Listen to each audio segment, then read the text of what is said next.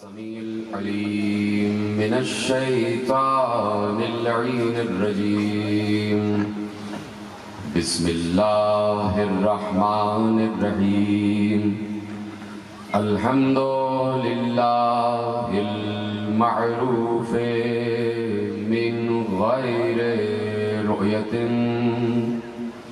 والخالق من غير روية الذي لم يزل قائما دائما إذ لا سماع ذات أبراج ولا ليل داج ولا بحر ساج ولا أرض ذات مهاد ولا خلق ذو اعتماد والصلاة والسلام والتحية والإكرام على نبي الرحمة وخازن المغفرة وقائد الخير والبركة ومنقذ العباد من الهلكة سيدنا ومولانا أبي القاسم محمد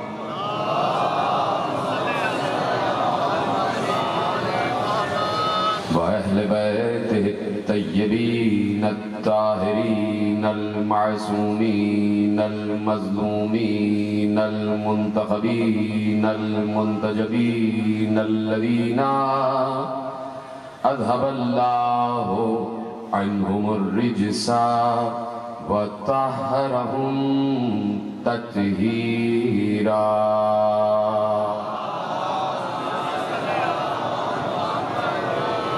أما بعد فقد قال الله سبحانه وتعالى في محكم كتابه المجيد وفرقانه الحميد وقوله الحق. بسم الله الرحمن الرحيم. الذين ينفقون في السراء والضراء والكاظمين الغيظ والعافين عن الناس والله يحب المحسنين. صلوات پڑھے محمد و آل محمد.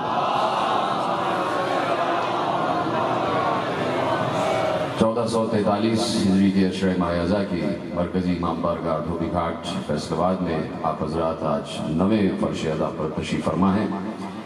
عظمت و اوصاف امام موسی کاظم صلوات اللہ وسلامہ علیہ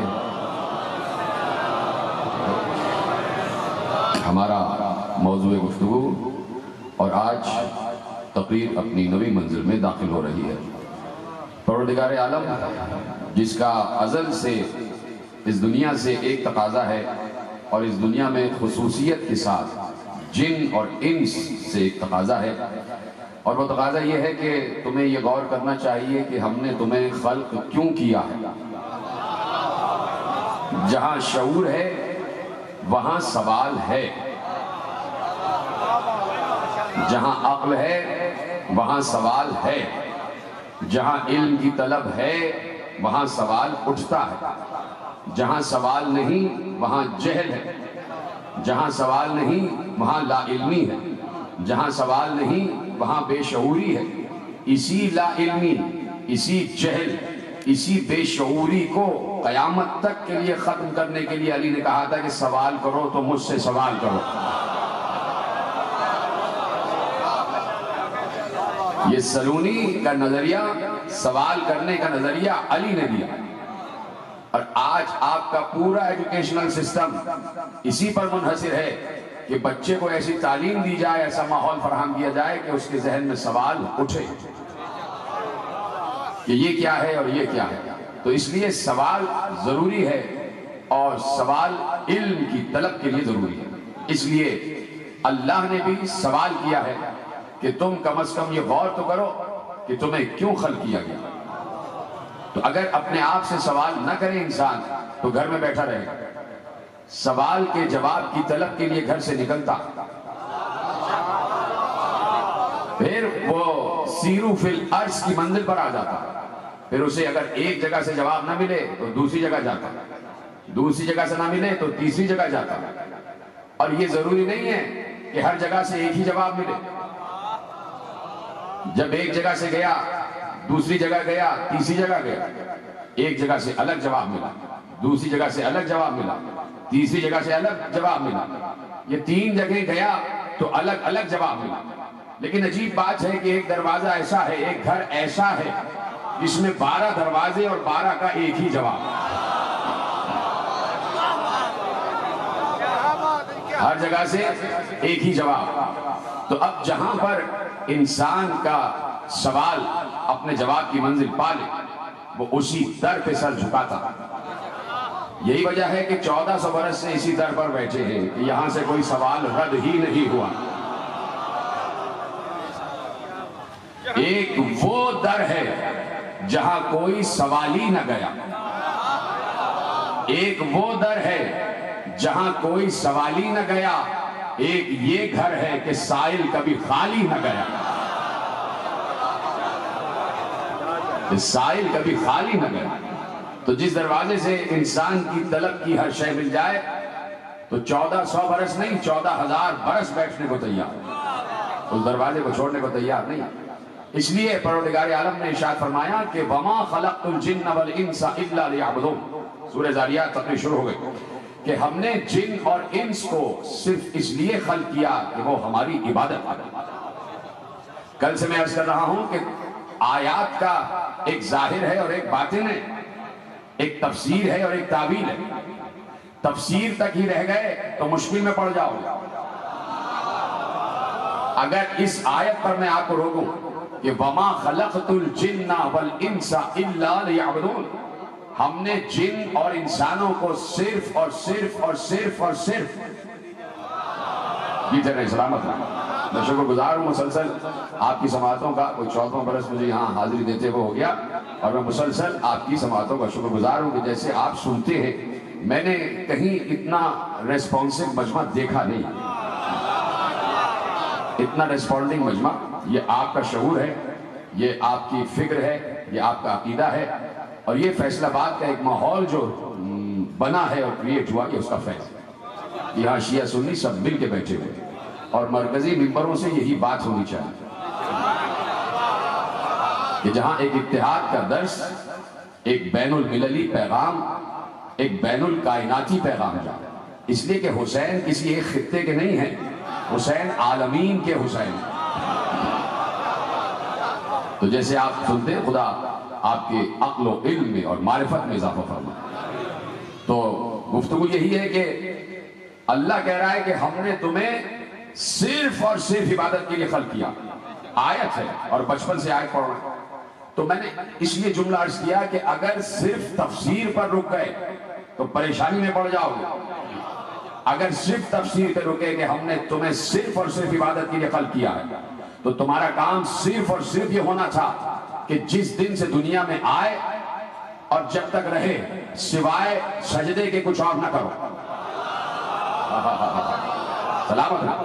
اگر صرف تفسیر تک رک گئے تو تمہارا کام صرف یہ ہوگا کہ مسجدوں میں رہو، اعتکاف میں بیٹھے رہو، اس کے علاوہ کچھ نہ کرو. اگر صرف تفسیر تک رکے. لیکن اگر لفظ عبادت کی تعبیل تک پہنچے یہ طرح سلامت رہے تو پھر بہت سے مسائل حل ہو جائیں گے. اس لیے قرآن نے کہا تھا کہ قرآن میں تفسیر بھی ہے اور تعبیر بھی ہے. پروردگار عالم نے ارشاد فرما دیا کہ هو الذي انزل عليك الكتاب منه آيات محكمات هن ام الكتاب واخر متشابهات فاما الذين في قلوبهم زيغ فيتبعون ما تشابه منه ابتغاء الفتنة. کہا کہ ہم نے اس قرآن میں 2 قسم کی آیتیں رکھی ہیں، ایک محکم اور ایک متشابہ. محکم کی تفسیر ہوتی ہے، متشابہ کی تعبیل ہوتی ہے. اور اب اللہ نے کہا وَمَا يَعْلَمُ تَعْوِيلَهُ إِلَّا اللَّهُ وَالرَّاسِخُونَ فِي الْعِلْمِ، متشابہات کی تعویل یا تو اللہ جانتا ہے یا وہ جانتے ہیں جنہیں اللہ نے پڑھایا ہے۔ وَالرَّاسِخُونَ فِي الْعِلْمِ، تو اب تعویل ہے، تو اب اس آیت کی اور اس آیت کی اس لفظ کی تعویل تک پہنچنا ہے، تیار ہے سننے کے لیے؟ تو معصوم تک ایک سائل پہنچا، میرے اور آپ کے چھٹے امام جعفر صادق علیہ السلام، اور بیٹھ کر پوچھتا ہے کہ فرزند رسول، اس جملے کا لطف آپ ہی لے سکتے ہیں، فرزند رسول یبن رسول اللہ، اے رسول اللہ کے بیٹے۔ تو آیے مباہلہ بار بار پڑھی جا رہی ہے نا، آیے مباہلہ ہی کے تحت تو یہ رسول کے بیٹے ہیں، ابنا انا کی منزل پر ہیں۔ فرزند رسول یہ بتائیے، قرآن کہہ رہا ہے کہ وَمَا خَلَقْتُ الْجِنَّ وَالْإِنسَ إِلَّا لِيَعْبُدُونَ، ہم نے جنوں کو اور انسانوں کو صرف اور صرف عبادت کے لیے خلق کیا ہے۔ کہاں قرآن کی آیت ہے؟ کیا پوچھنا ہے؟ کیا پوچھنا یہ چاہتا ہوں کہ یہاں عبادت سے کیا مراد ہے؟ جی طرح سلامت رہے آخری آدمی کا، یہاں عبادت سے کیا مراد ہے؟ اب یہاں پر لفظ عبادت کی تعویل ہوگی۔ وہ پوچھنے والا کہیں فیصل آباد سے نہیں گیا تھا کہ وہ پنجابی بول رہا ہو، یا کہیں کراچی سے نہیں گیا تھا کہ وہ اردو بول رہا ہو، یا کسی اور وطن سے نہیں گیا تھا کہ انگریزی یا سواحلی یا سریانی بول رہا تھا۔ وہ عرب میں ہی رہنے والا تھا، عرب کا ہی پلا بڑھا تھا، اس کی مادری زبان بھی عربی تھی اور نسلاً عرب تھا، عربی زبان کے ایک ایک لفظ سے واقف تھا۔ اس کے باوجود فرزند رسول سے آ کے عربی زبان کے ایک لفظ کی تفسیر پوچھ رہا۔ اس کا کیا مطلب ہے؟ اس کا مطلب یہ ہے، بات روکتا ہوں، پیغمبر جب مسجد نبوی پر تشریف فرما ہوئے اور وہ جو آیت تطہیر آ گئی اور مباہلہ جیت کر آ گئے، تو پیغمبر نے کہا جب ہم چادر میں تھے تو ہم پر آیت تطہیر اتری، اور وہ آیت تطہیر پیغمبر نے تلاوت کی، انما یرید اللہ لیذھب عنکم الرجس اہل البیت ویطہرکم تطہیرا۔ پیغمبر نے جیسے ہی آیت تطہیر تلاوت کی، یہ آیت تطہیر عربی میں ہے نا، تو اب ایسے میں بیچ میں سے ایک جلیل القدر صحابی کھڑے ہوئے جن کی زبان ہی عربی، جن کا اوڑھنا بچھونا ہی عربی، جن کا چلنا پھرنا ہی عربی، جن کی مادری زبان عربی، جنہوں نے پرورش ہی عرب میں پائی، جو نسلاً عرب، بولنے والے عرب، وہ بیچ میں کھڑے ہو کے پوچھتے ہیں یا رسول اللہ، ابھی آپ نے آیت پڑھی کہ الرجس، یہ الرجس سے کیا مراد ہے؟ یہ ذرا سلامت رہے، یعنی ان صحابی نے کھڑے ہو کے اور عربی زبان کے ایک لفظ کا ترجمہ پوچھ کر بتا دیا کہ جو ظاہر ہوتا ہے باطن میں کچھ اور ہوتا ہے، اور باطن کے لیے اپنے آپ سے نہیں، جس کے باطن پر قرآن نازل ہوا ہے اس سے پوچھا جاتا ہے۔ کھڑے ہو کے پوچھا یا رسول اللہ الرجس سے کیا مراد ہے؟ میں نے کہا نا یہیں سے جلیل القدر صحابی نے بتایا کہ ظاہر اور ہے، باطن اور ہے، تفسیر اور ہے، تعویل اور ہے۔ تو کہا الرجس سے کیا مراد ہے؟ تو اب پیغمبر نے کہا الرجس ہوا شک، شک کرنا نجاست ہے۔ پیغمبر نے پیغام دے دیا کہ جہاں شک ہوگا وہاں ہم نہیں ہوں گے، جہاں ہم ہوں گے وہاں شک نہیں ہوگا۔ تو جب تک شک دور نہیں ہوگا کوئی حر بن نہیں سکتا۔ اسی طرح فرزند رسول سے پوچھا گیا کہ مولا یہ ارشاد فرمائیے کہ یہاں پر لیعبدون سے کیا مراد ہے، عبادت سے کیا مراد ہے؟ تو اب معصوم نے وہی تفسیر کہ جو انہیں ملی ہے وراثت رسول اللہ سے، اس کو آگے بڑھایا۔ توجہ ہے، کہا لیعبدون سے مراد ہے لیعرفون۔ اللہ کہہ رہا ہے ہم نے تمہیں اس لیے خلق کیا ہے تاکہ تم معرفت حاصل کرو۔ جی طرح جس نے جملہ محفوظ کیا۔ اب روایت آگے بڑھ گئی، یہاں تک کہ میں نے زحمت دی ہے اور تیزی سے گفتگو آگے بڑھے گی۔ بیچ میں سے 5 منٹ کا میں وقفہ لینا چاہوں گا، لیکن چاہتا ہوں کہ یہ پل بن جائے میری تقریر کے اگلے جملوں تک۔ کہا لیعبدون سے مراد ہے لیعرفون، ہم نے تمہیں معرفت کے لیے خلق کیا۔ اب معاملہ سمجھ میں آیا کہ معرفت یہ عمل ایسا ہے جو ہر وقت کا ہے۔ اس کے لیے ضروری نہیں ہے کہ مسجد سے آواز آئے کہ حی علی المعرفہ، ایسے حسین جملے آپ محفوظ کرتے، خدا کا شکر ہے۔ یہ اس کے لیے اذان کی ضرورت نہیں ہے کہ حی علی المعرفہ، آؤ معرفت کی طرف۔ معرفت کا کوئی ایک وقت نہیں ہے، چلتے ہوئے معرفت، پھرتے ہوئے معرفت، اٹھتے ہوئے معرفت، بیٹھتے ہوئے معرفت، کھاتے ہوئے معرفت، پیتے ہوئے معرفت، چل رہے ہو تو اپنے قدموں کو دیکھو میرے قدم کس نے بنائے ہیں، کھا رہے ہو تو کھانے کو دیکھو یہ غذا کس نے بھیجی ہے، پی رہے ہو تو پانی کو دیکھو یہ پانی مایا کس نے بنایا ہے، اپنے وجود کو دیکھو، پوری کائنات کو دیکھو، کائنات کے ایک ایک انسان کو دیکھو، ایک ایک مخلوق کو دیکھو، ایک ایک کیڑے مکوڑے کو دیکھو، سب کو دیکھو، اور مسلسل چلتے پھرتے معرفت کا عمل جاری و ساری ہے کہ یہ ہے تمہاری زندگی کا مقصد کہ معرفت حاصل کرو، چلتے پھرتے اٹھتے بیٹھتے کھاتے پیتے سوتے جاگتے کروٹ کروٹ معرفت حاصل کرتے چلے جاؤ اور پہچانو کہ ہم کون ہیں۔ توجہ فرمائی آپ نے، معرفت اہم ہے یا نہیں؟ پہلا میرے ساتھ دیں، معرفت اہم ہے یا نہیں؟ اگر آپ نہیں بول رہے تو ایک جملہ کہتا ہوں، کوئی نماز پڑھ رہا ہو اور اسے یہی نہ پتہ چلے کہ کس کی پڑھ رہا ہے، سلامت رہے۔ کوئی عبادت کر رہا ہو، نماز پڑھ رہا ہے، سجدہ کر رہا ہے اور اسے یہی نہیں معلوم کہ کس کا سجدہ کر رہا ہے تو کیسی نماز؟ اس کو کہتے ہیں معرفت، کہ جس کے سامنے سجدے میں جھک رہا ہے اسے پہچانتا بھی ہے، جس کا کھانا دیا ہوا کھا رہا ہے اسے پہچانتا بھی ہے، جس کا دیا ہوا پانی پی رہا ہے اسے پہچانتا بھی ہے۔ اب سمجھے معرفت کتنی اہم ہے کہ بغیر پہچانے سجدہ بھی ناقابل قبول، تو معرفت ضروری۔ معرفت کس کی ضروری؟ اسے پہچانو۔ ساری عبادتیں ایک طرف، معرفت ایک طرف۔ ساتویں امام موسیٰ کاظم علیہ السلام کا دور ہے، اور اس دور میں سننے کے لیے تیار ہے، اس دور میں ایک عظیم بزرگ، نام ان کا حسن بن عبداللہ، 80 برس کی عمر، متقی، پرہیزگار، نمازی، روزے دار، حج گزار، جہاد کرنے والے، زکوٰۃ دینے والے، حقوق اللہ ادا کرنے والے، حقوق العباد ادا کرنے والے، لوگوں کو بات بات پر ٹوک دینے والے، بادشاہ کے دربار میں بھی اگر کوئی بات غلط ہو رہی ہو تو سر دربار بادشاہ تک کو ٹوک دینے والے، بادشاہ بھی ان کا احترام کرتا ہے کہ یہ دینی آدمی ہے، یہ ایمانی آدمی ہے، یہ یقینی آدمی ہے، یہ عقیدے والے آدمی ہیں، یہ نمازی ہیں، یہ پرہیزگار ہیں، یہ روزے دار ہیں، یہ حج گزار ہیں، یہ زکوٰۃ دینے والے ہیں، یہ جہاد کرنے والے ہیں، یہ امر بالمعروف والے ہیں، یہ نہی عن المنکر والے ہیں، یہ حقوق اللہ والے ہیں، یہ حقوق العباد والے ہیں۔ اتنے عظیم بزرگ، ان کا شہرہ ہو گیا۔ ایک مقام ایسا آیا کہ مسجد نبوی میں آئے اور وہیں پر رسول کا 7واں بیٹا موسیٰ بن جعفر بھی تشریف فرما تھا۔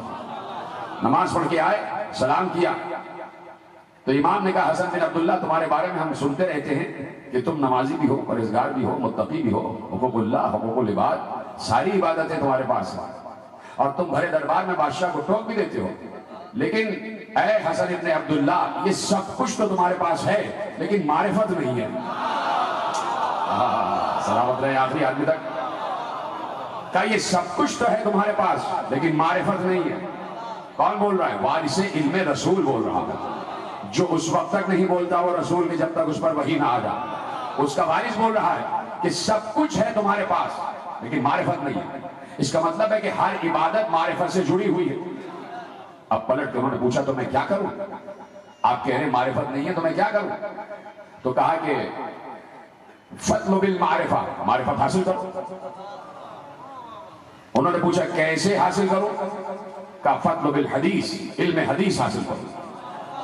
انہوں نے پلٹ کے پوچھا عمّن، کس سے حاصل کروں؟ لطف لینا مکالمے کا، بات آنے والی ہے اور آپ کے لیے تحفہ دے رہا ہوں۔ عمّن، کس سے حاصل کروں؟ مولا رکے اور رک کر کہا ان فقہاء اہل المدینہ، جاؤ مدینے کے فقیہوں سے حاصل کر لو۔ ایسا ہی ہے تو جاؤ مدینے کے فقیہوں سے حاصل کر لو، فقہ پڑھانے والوں سے حاصل کر لو، علم حدیث دینے والے متعلمین اور معلمین سے حاصل کر لو۔ انہوں نے کہا ٹھیک ہے، چلے گئے۔ 2 سال علم حدیث حاصل کیا، علم فقہ حاصل کیا، علم شریعت حاصل کیا۔ 2 سال پوری فقہ پڑھی، پورا علم حدیث پڑھا، پورا علم شریعت پڑھا، پورا ارکان اسلامی کا علم پڑھا۔ 2 سال کے بعد امام سے دوبارہ ملاقات ہوئی،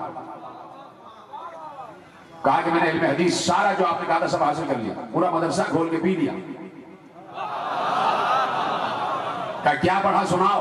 پورا جو کچھ ان کے پاس علم تھا، جو انہوں نے ادھر ادھر سے سارا حاصل کیا تھا، علم حدیث، علم فقہ، علم شریعت، علم ارکان اسلامی، تفسیر، تعویل، جو کچھ حاصل کیا تھا وہ سب میرے مولا کو بیان کیا، دائیں بائیں آگے پیچھے جتنے بھی حضرات بیٹھے سنیں جملہ، سب کا سب مولا کو بیان کیا۔ جب سب بیان کر چکے تو اب دیکھ رہے تھے کہ نتیجہ کیا نکلتا ہے۔ مولا نے کہا سب کا سب غلط،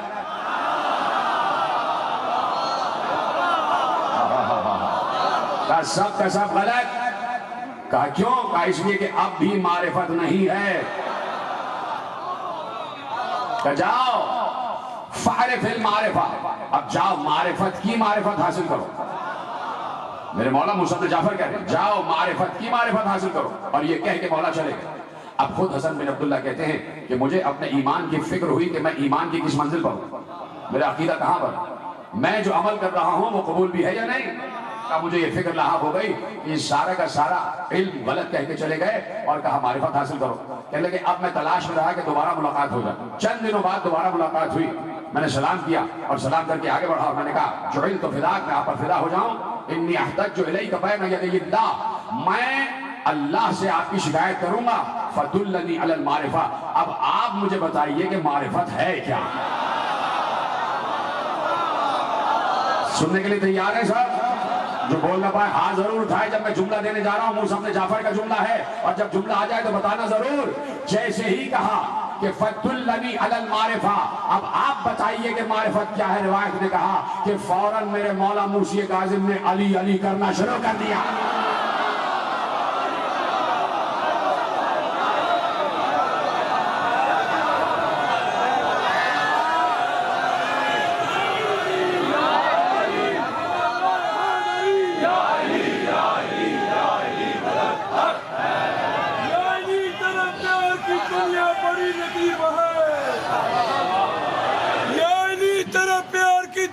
بڑی لطیف ہے مولا، تیرے پیار کی دنیا بڑی لطیف ہے، تیرے منکر کا عقیدہ بہت ہی ضعیف ہے مولا، تیرے منکر کا عقیدہ بہت ہی ضعیف ہے۔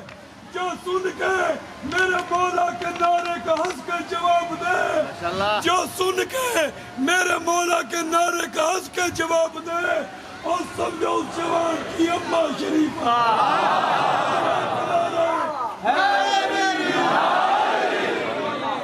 توجہ فرما رہے ہیں، پہنچ گئی روایت۔ جب گھر کا بارش علم بتا دے تو اس سے ہٹ کے کوئی بات نہیں۔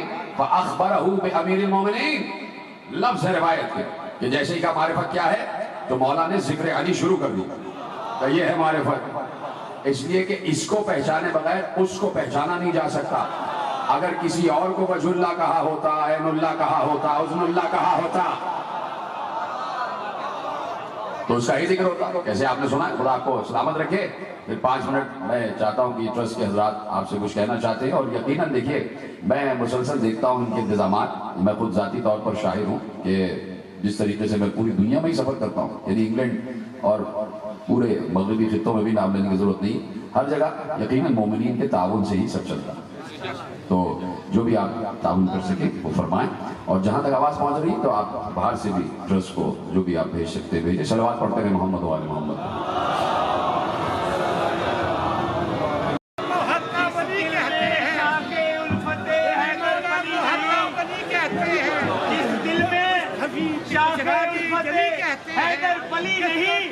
مشکل جو بھی آ گئی وہ تو ٹلی نہیں، اور ہم نے شعور ذات سے سیکھا ہے بس یہی، ہم نے شعور ذات سے سیکھا ہے بس یہی، اس زندگی پہ لعنت ہو جس میں علی نہیں، علی حق نعرہ سلامت رہے، مل کے بآواز بلند درود پڑھے محمد و آل محمد۔ چاروں طرف مل کے بآواز بلند درود پڑھے محمد و آل محمد۔ توجہ ہے کہ معرفت کیا ہے کہ کسی کے ذریعے کسی تک پہنچو، کسی کے ذریعے کسی تک پہنچو۔ مولوی نے کہا، مبلغ نے کہا یہ فطرت کی اشیاء دیکھو اور اللہ تک پہنچو، ابھرتے ہوئے سورج کو دیکھو اللہ کو پہچانو۔ ڈوبتے ہوئے سورج کو دیکھو اللہ کو پہچانو، ابھرتے ہوئے چاند کو دیکھو اللہ کو پہچانو، یہ ستاروں کی گردش کو دیکھو اللہ کو پہچانو، یہ وسیع آسمان کو دیکھو اللہ کو پہچانو، یہ بچھی ہوئی زمین کو دیکھو اللہ کو پہچانو، برستی ہوئی بارش کو دیکھو اللہ کو پہچانو، ان بادلوں کو دیکھو اللہ کو پہچانو، چلتی ہوئی ہوا کو سونگو اللہ کو پہچانو، پھولوں کو دیکھو اللہ کو پہچانو، پھلوں کو دیکھو اللہ کو پہچانو، انسان کو دیکھو اللہ کو پہچانو، فرشتوں کو دیکھو اللہ کو پہچانو، آسمانوں کی تہوں کو دیکھو اللہ کو پہچانو، مخلوقات کو دیکھو اللہ کو پہچانو، اجراد العرش کو دیکھو اللہ کو پہچانو، چوپایوں کو دیکھو اللہ کو پہچانو، حیوانات کو دیکھو اللہ کو پہچانو، سمندروں کو دیکھو اللہ کو پہچانو، دریاؤں کو دیکھو اللہ کو پہچانو، پہاڑوں کو دیکھو اللہ کو پہچانو۔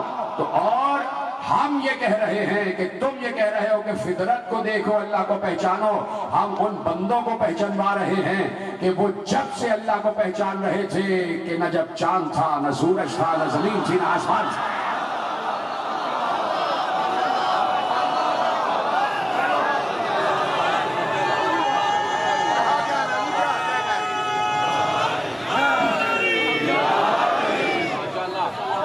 اس لیے میرے مولا علی نے دعائے صباح میں کہا کہ یا من دل علی ذاتہ بذاتہ، اے وہ ذات، اے وہ خدا جو خود اپنے ہونے کی سب سے بڑی دلیل ہے۔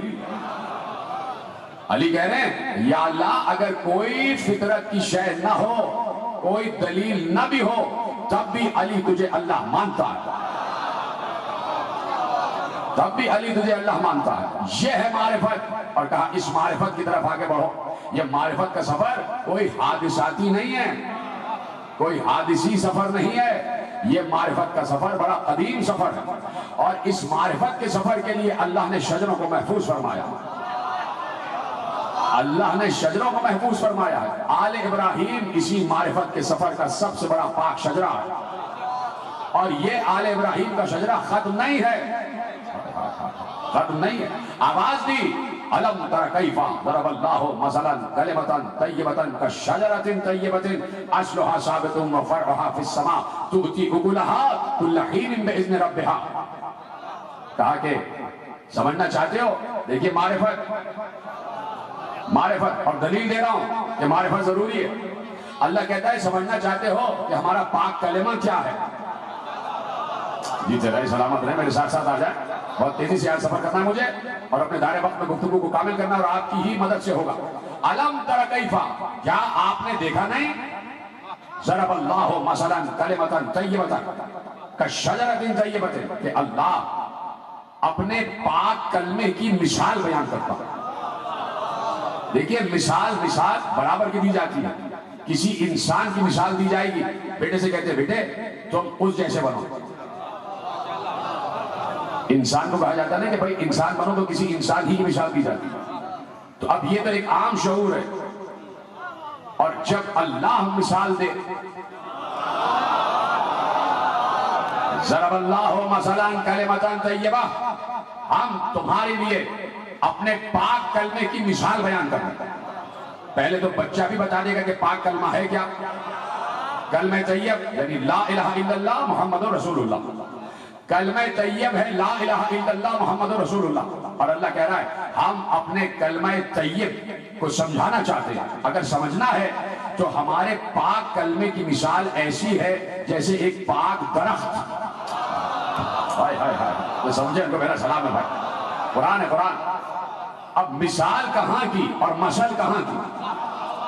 پاک کلمہ تحریر ہے اور شجر دکھائی دے رہا ہے، ہائے ہائے ہائے، شجر دکھائی دیتا ہے، یعنی جو دکھائی نہ دے انہیں اس سے پہچانو جو دکھائی دے رہے ہیں۔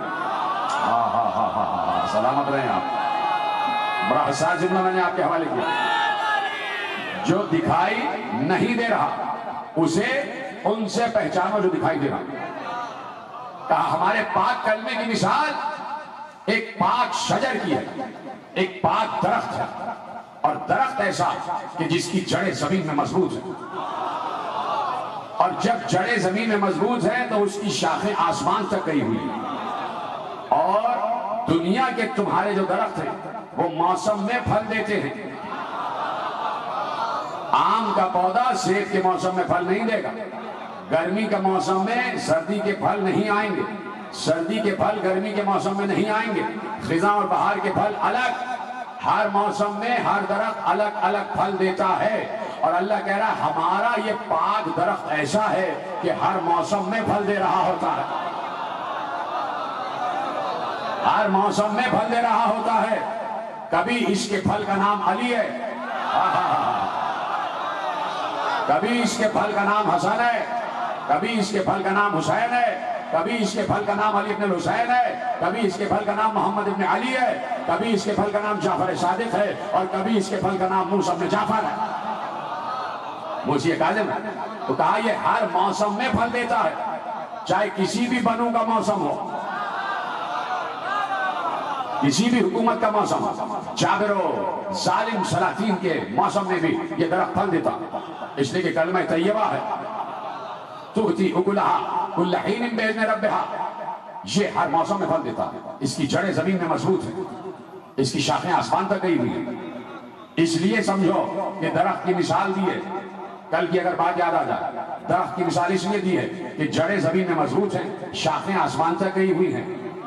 یہی درخت ہے جو بیک وقت اللہ سے بھی ملا ہوا ہے، بندوں سے بھی ملا ہوا ہے، جتنے سلامت رہے کہ جس کا بیک وقت رابطہ ہے اور جڑیں زمین میں مضبوط ہیں، انسانوں سے رشتہ ٹوٹتا نہیں ہے۔ اور دوسری بات کیا ہے کہ جس درخت کی جڑ مضبوط ہوگی اسی کی شاخیں پھلتی پھولتی ہیں۔ تیسری تعویل کیا ہے؟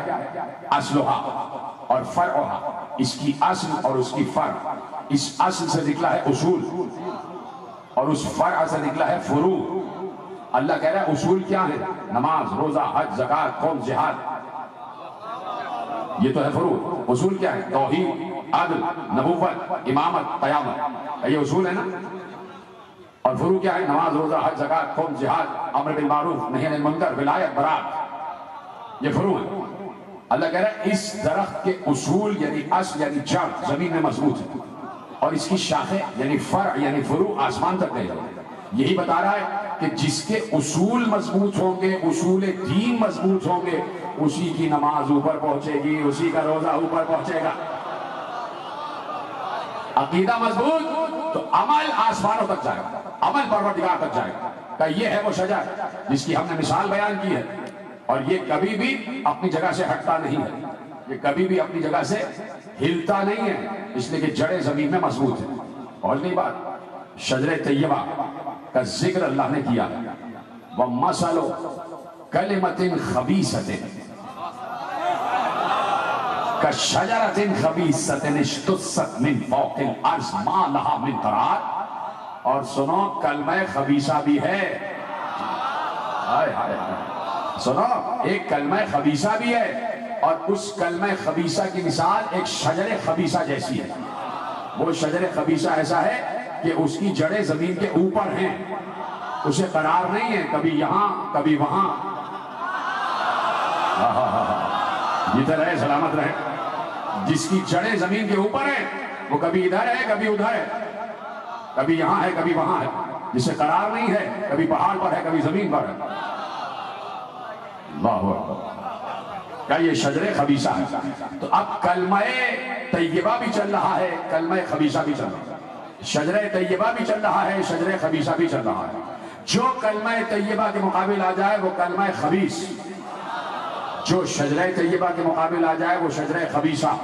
یہ ایسا ہی ہے کہ جو حق کے مقابل آ جائے وہ باطل، جو سچ کے مقابل آ جائے وہ جھوٹ، جو سویرے کے مقابل آ جائے وہ اندھیرا، جو نور کے مقابل آ جائے وہ تاریکی، جو صبح کے مقابل آ جائے وہ شام، جو صبح والے کے مقابل آ جائے وہ شام والا۔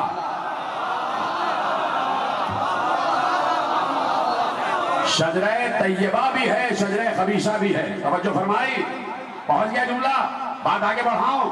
میرا مولا موسیٰ کاظم علیہ السلام بلایا گیا بسط ادب کے، لاؤ دربار میں لاؤ۔ امام اپنی سواری پر آئے، دروازے پر رکے، سواری سے اترے، غلاموں نے بڑے احترام کے ساتھ دربار میں لے کے گئے۔ اسی وقت دروازے پر ایک نقیع انصاری شخص کھڑا ہوا تھا۔ وہ بہت دیر سے دربار میں جانے کی اجازت مانگ رہا تھا، اجازت نہیں ملی۔ جیسے ہی دیکھا یہ جوان اپنی سواری سے اترا اور اسے بسط ادب دربار میں لے گئے۔ اس نے پلٹ کے پوچھا یہ کون ہے؟ یہ پوچھنا غضب ہو جاتا ہے بہت سے لوگوں کے لیے، جو پہچانتے ہوئے نہ پہچانے۔ جو معرفت رکھتے ہوئے معرفت نہ رکھے. کہ یہ کون ہے؟ کہا یہ عالم ہے، آل محمد ابو ابراہیم حضرت موسیٰ بن جعفر علیہ السلام. کہا کیوں جا رہے ہیں؟ کہ بادشاہ نے بلایا. کہا عجیب بات ہے، بادشاہ ان لوگوں سے مل لیتے ہیں جن سے ان کی حکومت کو خطرہ، ابھی ان کو باہر آنے دو، دیکھو میں ان کی خبر لیتا ہوں. اب یہ نہیں پتا کون کس کی خبر لینے والا. جاگ کے سنے نا میرے بھائی. تھوڑی دیر ہوئی، امام واپس آئے. یہ وہی کھڑا ہوا ملا، انصاری وہی کھڑا ہوا ملا. اس نے پلٹ کے پوچھا آپ کون ہیں، ذرا تعارف تو کرائیے. شجرہ طیبہ یاد ہے؟ کہ آپ کون ہیں، ذرا تعارف تو کرائیے. کہا کہ اگر میرا نسب پوچھنا چاہتا ہے تو سن، انا ابن محمد المصطفیٰ وابن اسماعیل ذبیح اللہ وابن ابراہیم خلیل اللہ. اگر میرا شجرہ پوچھتا ہے تو میں محمد مصطفیٰ کا بیٹا ہوں، اسماعیل ذبیح اللہ کا بیٹا ہوں، ابراہیم خلیل اللہ کا بیٹا ہوں. اور اگر میرا شہر پوچھنا چاہتا ہے تو میں اس شہر سے تعلق رکھتا ہوں، اس شہر سے تعلق رکھتا ہوں کہ جہاں اللہ کا گھر ہے اور سب پر اس کا طواف واجب ہے اور تجھ پر بھی واجب ہے. اور کہا اب ہے جملہ. کہا سن، اور اگر ہماری عظمت اور رفت کو پوچھ رہا ہے تو ہم وہ ہیں کہ جن پر درود پڑھے بغیر نہ تیری نماز کامل ہے نہ کسی کی نماز کامل ہے. اب کہا آخری جملہ. کہا سن، اگر ہمارے رتبوں کی بات کر رہا ہے اور اپنی بات کر رہا ہے تو تم تو وہ ہو کہ جنگ بدر میں جب کفار قریش آئے تو انہوں نے تم کو اپنے قابل نہ سمجھا، رسول سے کہا ہمارے برابر کے تو بھیجو.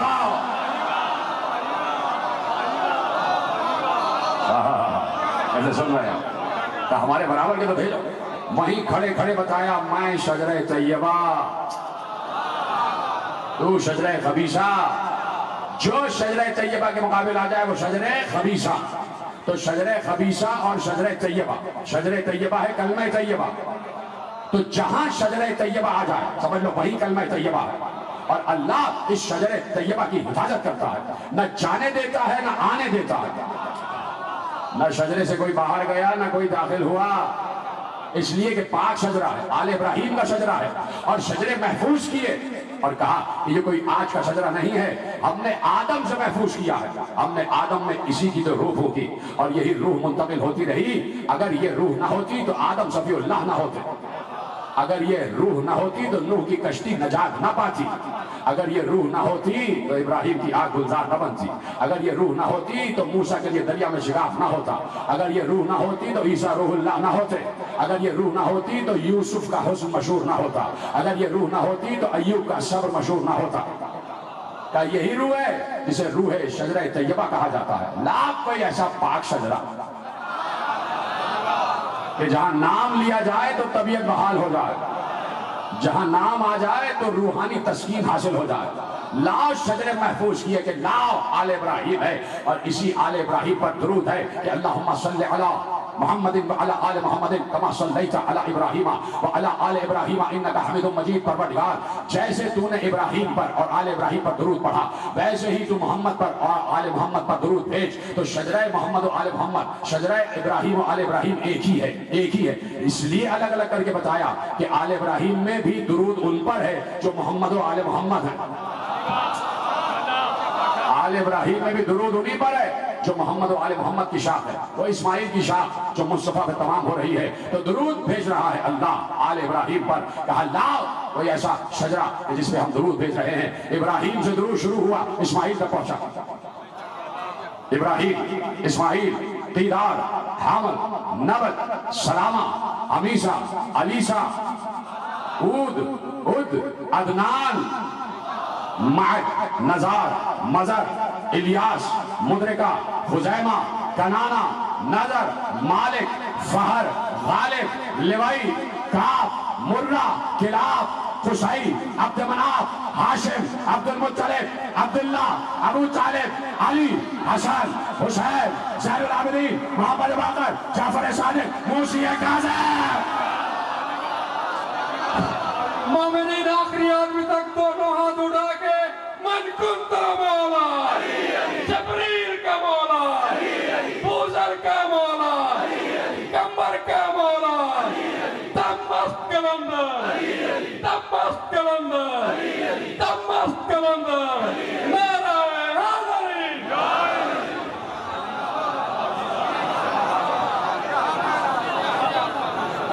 آخری آدمی تک پہنچ رہی نا بات، ایک دفعہ ساری ہاتھ اٹھا دے تو کیا ہی بات ہے. یہ ہے شجرہ طیبہ اور ہم ہیں درود پڑھنے والے.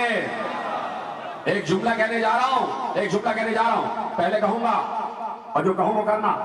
مجھ سمیت تمام خواتین جہاں جہاں آواز آ رہی ہے، چاہے شیعہ سنی ہو، مل کے بآواز بلند درود پڑھو محمد و آل محمد پر. اللہم صلی علی محمد و آل محمد. خوش ہو جاؤ، اس وقت تم نے وہ کام کیا جو آسمان پر اللہ بھی کر رہا ہے، ملائکہ بھی کر رہے ہیں.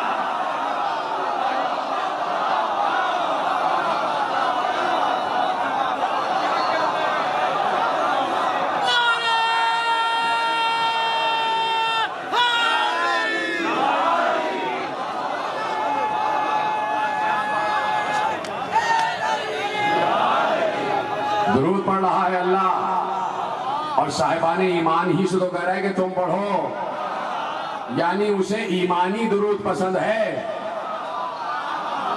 دوسرا جملہ جوڑ لو نا بھائی دو ہیں، آپ خاموش ہو گئے. وقالت الاعراب آمنا قل لم تؤمنوا، سورہ حجرات، قل لم تؤمنوا ولكن قولوا اسلمنا ولما يدخل الايمان في قلوبكم. اے میرے نبی، یہ عرب کے لوگ آپ کے پاس آگے کہتے ہیں کہ ہم ایمان لے آئے.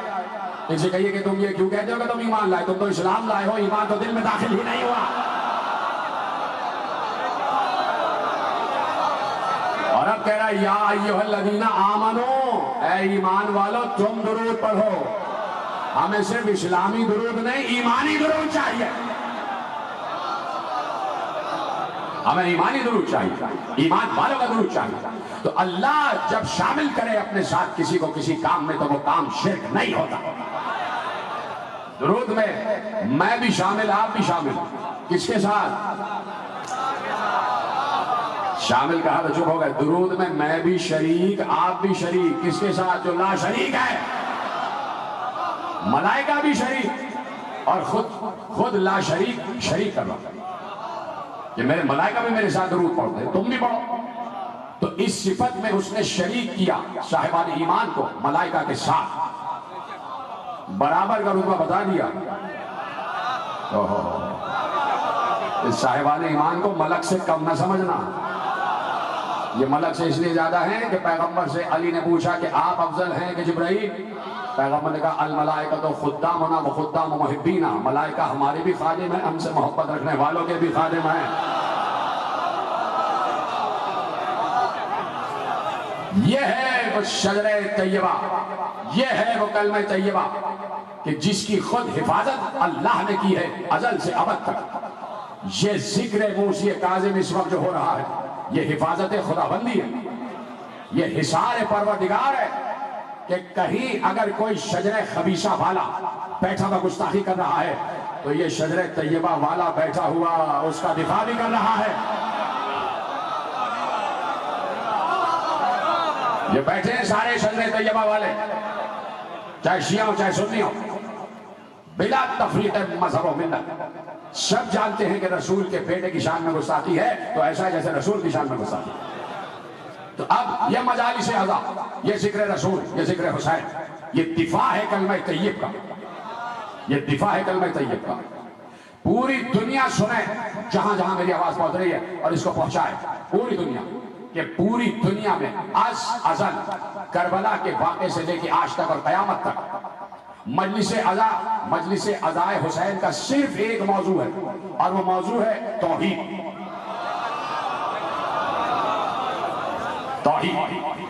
ذکر حسین صرف اس لیے ہے کہ اسے پہچانے، اس کی معرفت حاصل کریں، اس لیے کہ معرفت کے بغیر تمہاری عبادتیں ناقص ہیں.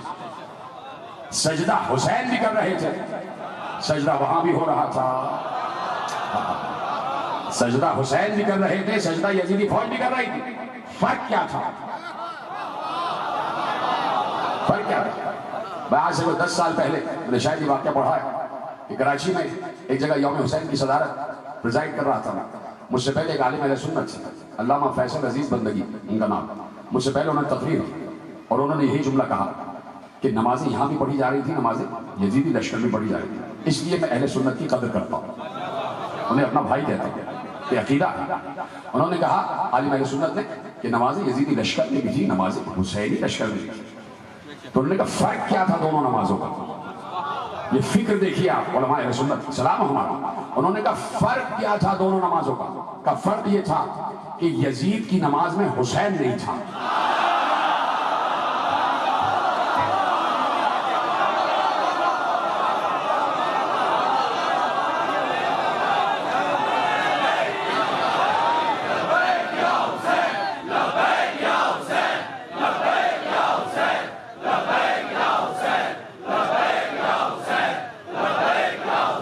جو فرمایا کہا ان نمازوں میں حسین نہیں تھا، معرفت حسین نہیں تھی، تو جملہ پلٹ انہوں نے کہا فرق یہ تھا کہ ان نمازوں میں حسین نہیں تھا، تو اب کہنے میں حق بجانے میں کہ جن نمازوں میں حسین نہ ہو وہ نمازیں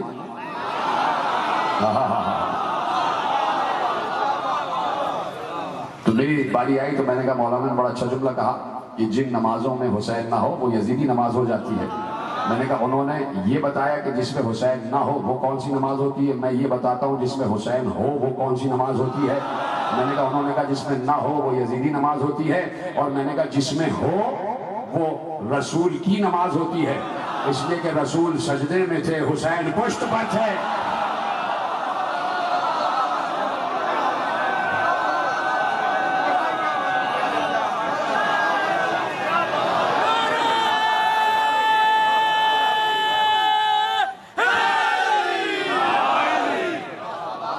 سلامت رہے آپ، جیسے آپ نے سنا تو مجالس کا صرف ایک موضوع ہے لا الہ الا اللہ محمد رسول اللہ، کلمہ طیبہ، اور کلمہ طیبہ کی حفاظت کی ہے شجرہ طیبہ نے۔ اس شجر کو رکھا ہی اس لیے کہ جہاں پر بھی کلمہ طیبہ پہ حرف آ جائے کوئی نہ کوئی اس شجر سے تعلق رکھنے والا کھڑا ہوگا دفاع کے لیے۔ کہہ دیا حسین نے، اپنے بچوں سے کہا، اپنے اہل حرم سے کہا کلمہ طیبہ پر حرف آ رہا، کلمے کے معنی بدلے جا رہے ہیں اور معنی بدلے گئے۔ ایسا نہیں ہے کہ حسین نے ایسی بات کہہ دی تھی۔ جب اہل حرم اسیر ہو گئے دربار شام میں پہنچے تو وہاں اعلان کیا، سب نے بے اتفاق لکھا ہے، شیعہ سنی ہر روایت میں لکھا ہے کہ پھر یزید نے اعلان کیا کہ نہ کوئی وحی آئی، نہ کوئی ملک آیا، نہ کوئی آیت اتری، نہ کوئی دین آیا، یہ بنو ہاشم نے ملک و مال حاصل کرنے کے لیے ڈھونگ رچایا تھا۔ دیکھا آپ نے کہ کس طرح حسین نکلے تھے اور اس فکر کا اعادہ دربار شام میں ہوا، دربار شام میں ہوا۔ تو حسین نے کہا کلمہ طیبہ خطرے میں ہے، سلطنت خداوندی اور اختیار خداوندی کو چیلنج کیا جا رہا ہے، لوگ مطلق العنان بننے کی کوشش کر رہے ہیں اور دست خدا سے بیعت طلب کی جا رہی ہے۔ تم سب کیا کہتے ہو؟ عباس نے کہا میں حاضر، اور محمد کہہ رہے ہیں ہم حاضر، جناب قاسم کہہ رہے ہیں میں حاضر۔ ایک مرتبہ برابر میں کھڑے ہوئے علی اکبر نے کہا بابا مجھے تو مانگا ہی اس لیے ہے کہ شباہت رسول کو لے کے کربلا میں آ جائیں، تاکہ فوج یزید کو معلوم ہو کہ جہاں شبیہ رسول ہے وہیں سیرت رسول ہے، وہیں پر پیغام رسول ہے، وہیں پر دین رسول ہے۔ اس لیے صبح عاشور کی ابتدا اذان علی اکبر سے کروائی، علی اکبر تم اذان دو۔ علی اکبر نے صوت رسول میں اذان دی، وہی آواز رسول کی، چہرہ بھی بالکل رسول سے مشابہ۔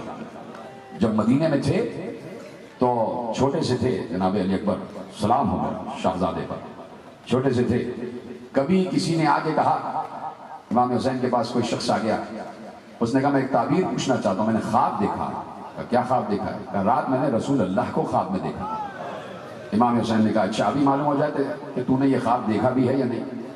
اشارہ کیا، غلام اشارے کو سمجھا، ننھے سے علی اکبر کو لے کے آیا، 2 یا 3 برس کا سے، ننھے سے علی اکبر۔ جیسے ہی امام حسین نے علی اکبر کو اپنی گود میں لیا، وہ شخص کھڑا ہو گیا، اس نے کہا خدا کی قسم یہی شکل خواب میں دیکھی تھی۔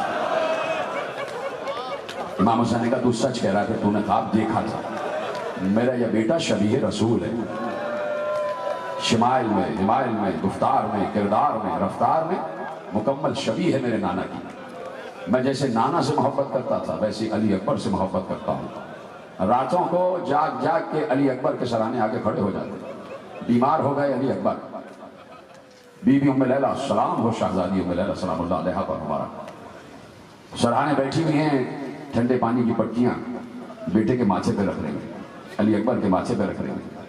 ایسے میں آنکھ لگ گئی، بی بی ماتھے پہ پٹی رکھی ہوئی مان اور آنکھ لگ گئی. ایک دم چونک کے جاگی اور جاگ کے فوراً باہر آئی. کہا والی میں نے ابھی ایک سایہ دیکھا تھا، وہ علی اکبر پہ جھکا ہوا تھا، مجھے ڈر لگ رہا ہے یہ کس کا سایہ تھا. کہا ام لیلا پریشان نہ ہو، تم سو گئی تھی تو میں نے تمہیں جگانا مناسب نہیں سمجھا، میں علی اکبر کے سرانے کھڑا ہو گیا تھا کہ کہیں میرے بچے کو کوئی پیاس لگے، میرا بچہ پانی مانگے تو میں اسے پانی دوں. اتنی محبت ہے حسین کو علی اکبر سے. چاہتے تھے حسین کہ کچھ کبھی علی اکبر فرمائش کرے، کچھ مانگے، لیکن سب کچھ علی اکبر کے پاس موجود. جیسے کل میں نے کہا کہ حسین کے کان ترس گئے تھے کہ عباس ایک مرتبہ بھائی تھے. ایسے ہی حسین چاہتے تھے کہ علی اکبر کچھ مانگے تو باپ سے کچھ مانگے تو. بیٹا جب باپ سے مانگتا ہے تو باپ کو بڑی خوشی ہوتی ہے، دے دیتا ہے، لیکن کچھ علی اکبر نے طلب کیا نہیں. حسین انتظار ہی میں رہے کہ علی اکبر کچھ مانگے. بیٹے کی پرورش ہو رہی ہے، پوری گھر کی نگاہوں کا مرکز تھے علی اکبر. جب علی اکبر اس دنیا میں آئے ہیں تو بی بی زینب حجرے بی بی ام لیلا میں آ کے امام حسین کو مبارکباد دیتی ہیں اور کہتی ہیں کہ بھیا بیٹا دیا ہے اللہ نے تمہیں، بہنوں کا حق ہوتا ہے، مجھے میرا حق دو، مجھے میرا نیک چاہیے.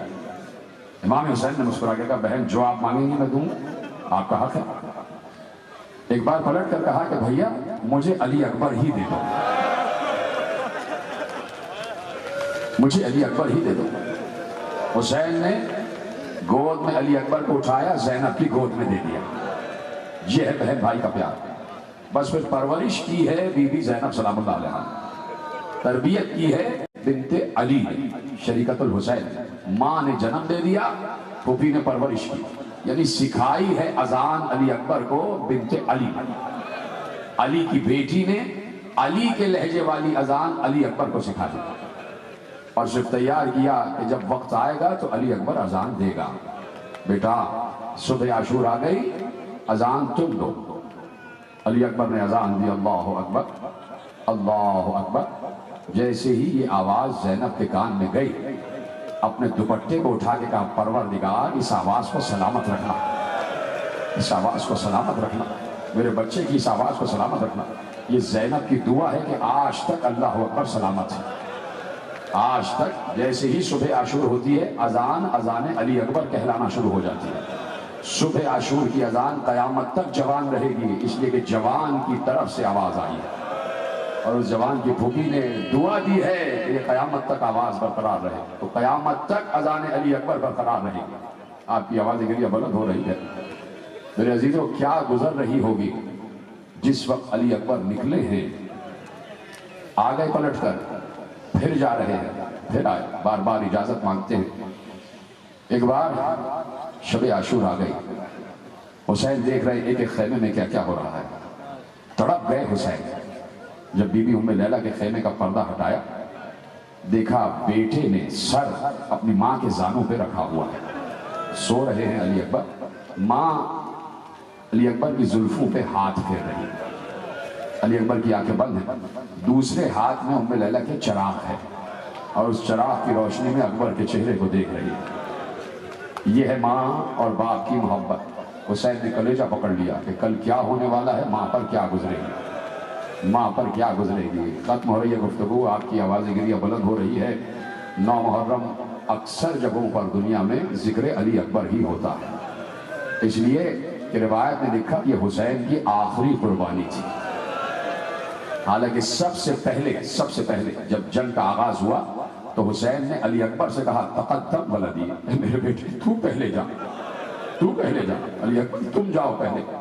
خدا کی قسم علی اکبر جانے کو تیار ہوئے، اصحاب سامنے آ گئے، سینہ سپر ہو گئے کہ مولا یہ کیسے ہو سکتا ہے، ہمارے ہوتے ہوئے فرزند رسول چلا جائے، ہمارے ہوتے ہوئے شبیر رسول چلا جائے، ہمارے ہوتے ہوئے بنی ہاشم کے جسم پر کوئی زخم آ جائے، ہم کیا منہ دکھائیں گے رسول اللہ کو.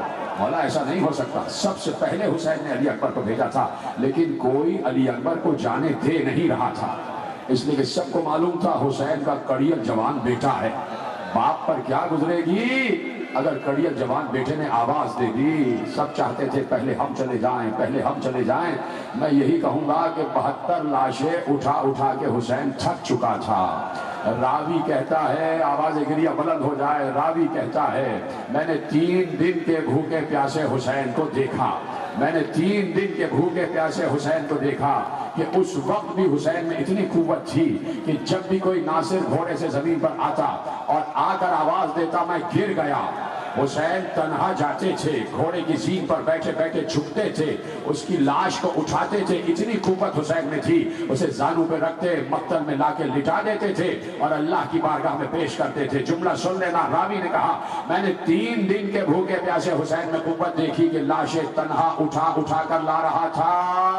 سینے پہ ہاتھ مار لینا، وہ راوی کہتا ہے جب اسی حسین کو اس کے کڑیل جوان بیٹے نے آواز دی تو اب حسین سے اپنے قدموں پہ رکا نہ گیا، حسین زمین پر آ گئے اور اب چل نہیں پا رہے تھے، کوہنیوں اور گھٹنیوں کے بل چلتے ہوئے آواز دے رہے تھے ولدی علی اکبر، ماتم ماتم ماتم۔ میرا تو کلیجہ پھٹتا ہے، میں تو تھوڑا وقت اس لیے لیتا ہوں کہ اپنے کو تسلی دوں تاکہ مصائب پڑھ سکوں، آپ کی آواز گریہ بلند ہو جائے، اے میرے بیٹے مجھے آواز دے، اس لیے کہ عباس کمر کی طاقت لے گئے، تو چلا گیا، اب مجھے نظر نہیں آ رہا، علی اکبر مجھے کچھ دکھائی نہیں دے رہا، بیٹے تو آواز دے تاکہ میں تجھ تک پہنچوں۔ سنو کہ کیا ہوا، سنو مسلمانوں کیا ہوا، حسین کو دکھائی نہیں دے رہا تھا، یہ صادق رسول کا صادق بیٹا کہہ رہا تھا کہ مجھے کچھ دکھائی نہیں دے رہا۔ جب حسین نے کہا ہے تو حسین کی بینائی جا چکی تھی، حسین کو نظر نہیں آ رہا تھا۔ اب حسین نے بتایا کہ جب برابر کا بھائی چلا جاتا ہے تو بھائی کی کمر ٹوٹ جاتی ہے، اور جب جوان بیٹا چلا جاتا ہے تو باپ کی بینائی چلی جاتی ہے، باپ کو کچھ نظر نہیں آتا۔ حسین کہہ رہے تھے بیٹا مجھے آواز دے، میں کدھر آؤں، کدھر تیرا لاشا ہے؟ حسین دور ہیں، علی اکبر دور ہیں، وہاں سے علی اکبر آہستہ آہستہ کہہ رہے بابا میں ادھر ہوں، بابا میں ادھر ہوں۔ اتنا شور تھا قہقہوں کا، اشکیہ اتنی زور زور سے چیخ رہے تھے کہ علی اکبر کی آواز حسین کے کان تک نہیں آ رہی تھی۔ ایک بار حسین ہمت کر کے اٹھے، اٹھنے کے بعد ایک شفیع کے پاس آ کے کہتے ہیں مجھے بتا میرا بیٹا کہاں ہے، مجھے بتا میرا بیٹا کہاں ہے۔ جملہ رونے کے لیے کافی تھا، سنو گے کیا ہوا؟ جیسے ہی حسین نے کہا مجھے بتا میرا بیٹا کہاں ہے، اس نے تماچا مار کے کہا اس سے پوچھو کہاں ہے۔ حسین دوسرے کی طرف جا کے گرے، پھر کھڑے ہوئے، دوسرے شفیع سے پوچھا تو بتا کہاں ہے، اس نے دھکا دے کے کہا اس سے پوچھا کہاں ہے۔ اس طرح راوی کہتا ہے حسین 70 مرتبہ گرے، 70 مرتبہ اٹھے، ماتم کرو ماتم، علی اکبر کا تذکرہ ہے۔ حسین 70 مرتبہ گرے، 70 مرتبہ اٹھے۔ اب کیا کرے فاطمہ کا لال، ماتم ماتم، ارے کیا کرے فاطمہ کا لال۔ ایک بار اٹھا، زلجنہ کی آواز آئی، حسین ٹٹولتے ہوئے آگے بڑھے، زلجنہ کی گردن میں ہاتھ ڈال کر کہا زلجنہ تو مجھے بتا علی اکبر کا۔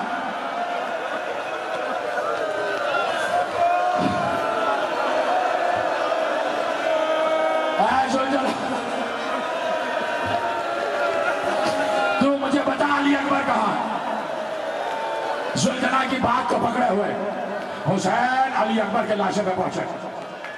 کیسے ایک باپ کڑیل جوان بیٹے کی لاش پر پہنچا یہ صرف حسین جانتا ہے۔ جا کے اپنے کو گرا لیا علی اکبر کے لاشے پر۔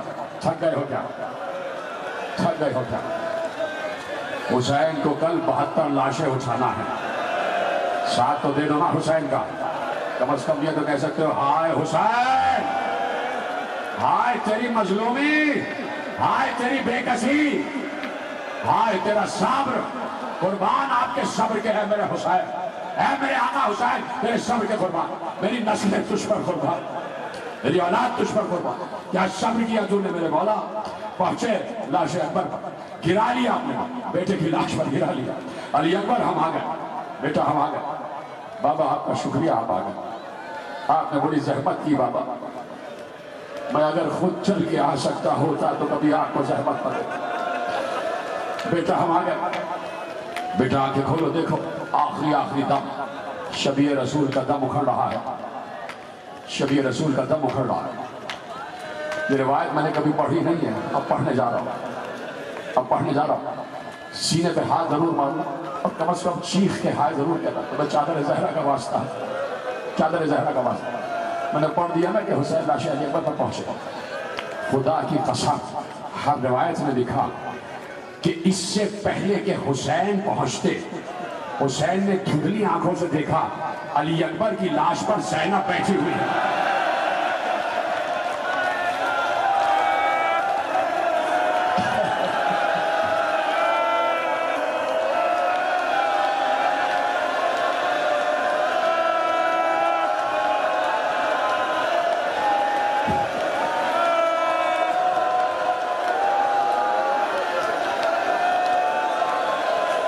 علی اکبر کی لاش پر پھوپھی بیٹھی ہوئی ہے.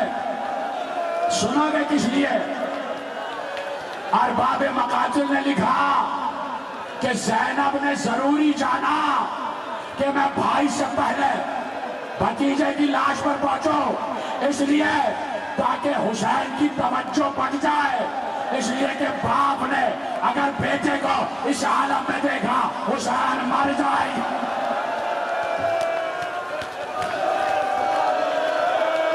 حسین مر جائیں گے. جیسے ہی زینب کو دیکھا حسین کی توجہ زینب کی طرف آ گیا. اٹھایا بہن کو، بہن آپ باہر کیوں آ گئے؟ جائیے خیمے کی طرف جائیے. تھوڑی دیر کے لیے تسلی ہو گئی. آئے بیٹے کی لاش پہ گر گئے. بیٹا میں آ گیا، میں تیرے سراہنے آ گیا. بابا آپ کا شکریہ، میں آپ کو زحمت نہ دیتا، لیکن زینب علی اکبر کی حالت دیکھ چکی تھی اور زینب حسین کی حالت بھی دیکھ چکی تھی کہ میرا بھائی گھٹنیوں کے بل چلتا ہوا آیا ہے، اس کی طاقت جواب دے چکی ہے. میرا بھیا 72 لاشیں اٹھا چکا ہے، 3 دن کا بھوکا پیاسا ہے، اور اب تو وہ لاشا ہے کہ جس لاش کا بوجھ بہت وزنی ہوتا ہے.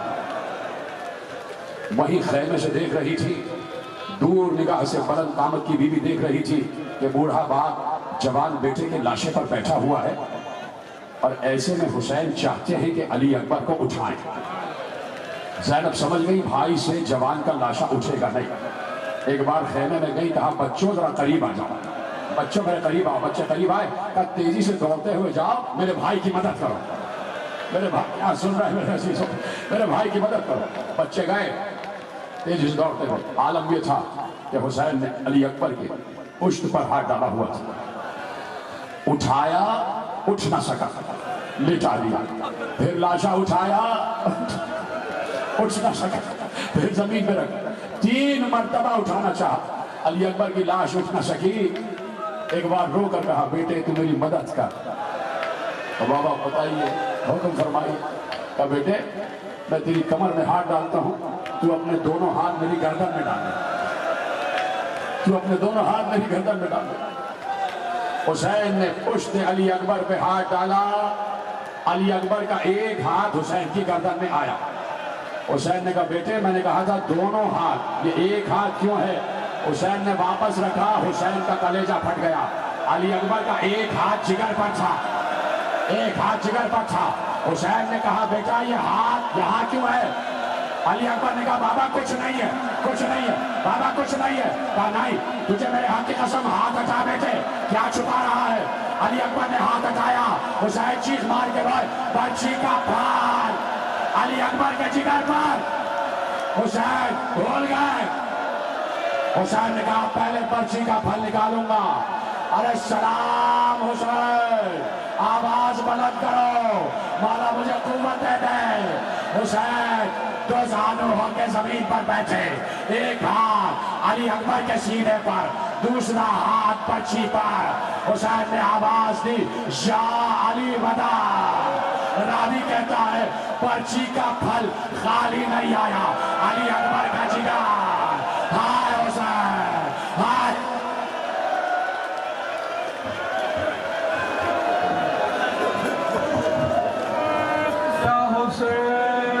یا حسین عمران شمسی صاحب نواخا نکلیں گے اور اپنے وائلٹ اور موبائل کا خیال کیجیے گا. مومنہ